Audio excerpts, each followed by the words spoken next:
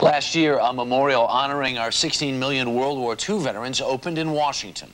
However, the trek to the nation's capital is difficult for many of those vets who are now well into their 70s and 80s. In Ohio, a group of volunteers is doing something about that, making sure their sacrifice is not forgotten. Jeff Hirsch from our Cincinnati station WKRC explains. November 69er X-ray, right turn Bravo 2, taxi to the east ramp, monitor ground point 8.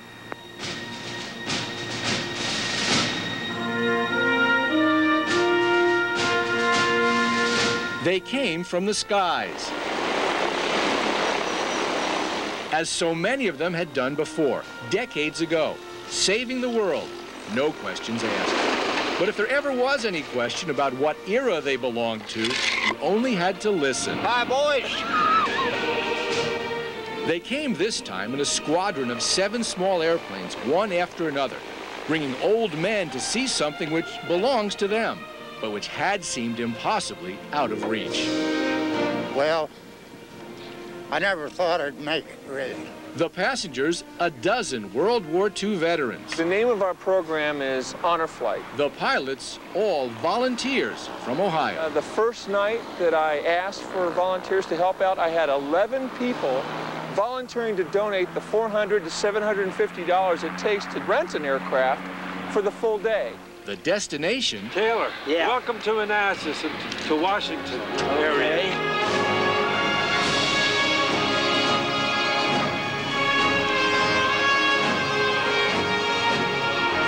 I enlisted on my 17th birthday, January 21st, 1942. Until Honor Flight, veterans like 80-year-old Leonard Loy had no chance to make it here. Too infirm for a 10-hour car or bus ride, not rich enough for a plane ticket, Loy would have lived out his days unable to see America's thank you. That is until Earl Morse, a physician's assistant in Springfield, Ohio, asked Loy, one of his patients, a question. You know, do you have any plans of going? Will you ever see your memorial? And his answer was no, no, no. But Morse, a former Air Force medic, said something else. I'm renting an airplane. Want to go? I was ready for him to say yes or no, or let me discuss it with my wife. I wasn't ready for him to start crying.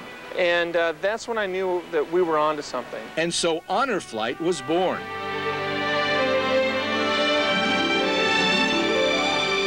Leonard Loy joined the Navy, took part in 4 invasions. William Taylor joined the Army and ended up as a German prisoner of war. To Taylor as well, the memorial was just a distant dream. No, I never thought I'd ever make it. But when I did, why, it's because somebody else cared. Taylor navigated his memorial in a scooter. A stroke 10 years ago made so much walking impossible. Just sit here and relax, soak it all up. Soaking it all up meant remembering the fallen, more than 400,000. Thinking about them. Thoughts of what could have been, should have been. Well, I wish that all of them that passed away before it was built could see it. The volunteer pilots would like to bring more veterans here, one group a month through the summer and the fall. And time truly is of the essence, because since planning for Honor Flight began back in January, 9 of the World War II veterans who wanted to come here have passed away. 160 more are on the waiting list in southwestern Ohio alone. I know that that is an insurmountable task. But when I'm their age and I'm sitting in a wheelchair on my front porch asking myself, you know, what have you done with your life? What have you done that has been significant? Hopefully I'll be able to look back and say that I did everything I could to get the greatest generation of veterans to their memorial. For CBS News, Jeff Hirsch in Washington. What a program. The fact is so many of those folks are really getting on in age. 1,500 veterans on a given day from World War II are dying every day in the United States. So it's important to just take a little moment today, think about the sacrifices that they've all made.